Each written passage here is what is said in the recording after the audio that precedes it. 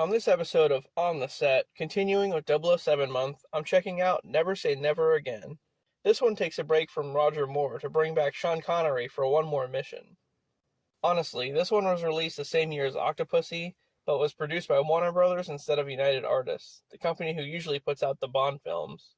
Also, Roger Moore would have starred in this one too, but he chose to focus more on Octopussy instead, allowing Connery to come back to the role of James Bond. So let's get into it. After failing a training exercise, Bond gets sent to a health clinic outside of London. Once he gets there, he sees a nurse named Fatima beating a patient, but like in an S&M kind of way. Fatima is alerted to Bond's presence and sends an assassin to kill him, which turns into a long drawn-out fight that may even rival the one from They Live. Hearing that Bond basically destroyed a bunch of the clinic's furniture in the fight, the MI6 suspends him from duty. Really? It was self-defense, man. As it turns out, Fatima is a SPECTRE agent, and one of her patients is an Air Force pilot named Jack. He's a pretty shady guy. Jack got into an American military base in England and replaced fake warheads with real ones, with SPECTRE taking the warheads, planning on using them to extort billions of dollars from NATO. To cover up SPECTRE's involvement in this, Fatima kills Jack, making it look like an accident. Then MI6 is forced to reinstate Bond, and he's tasked with tracking down the warheads. A lead takes him to the Bahamas, where he's introduced to Jack's sister, Domino, and a guy named Maximilian, Domino's lover, and also, unbeknownst to Bond, one of SPECTRE's top agents.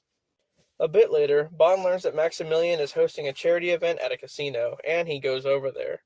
Bond finds Domino and tells her that Fatima killed Jack on orders from Maximilian. Then, Bond is chased by Fatima and gets captured. She holds him at gunpoint and basically forces him to admit that she was the best at sex. I don't know, she's pretty weird. Anyway, then he shoots her with a dart. At first, it doesn't even seem to faze her, but all of a sudden, she explodes.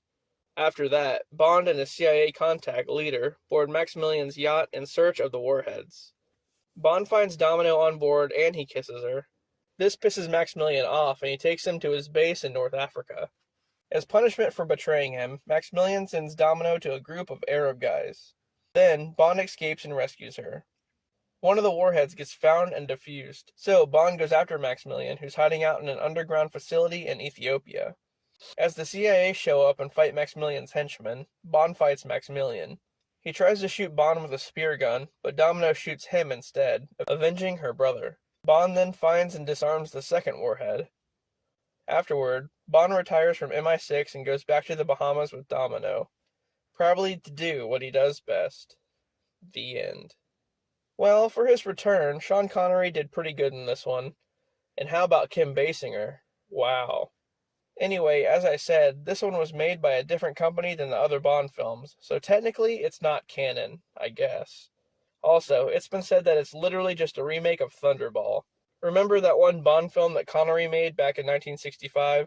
Join me tomorrow for yet another Bond adventure, bringing Roger Moore back as 007.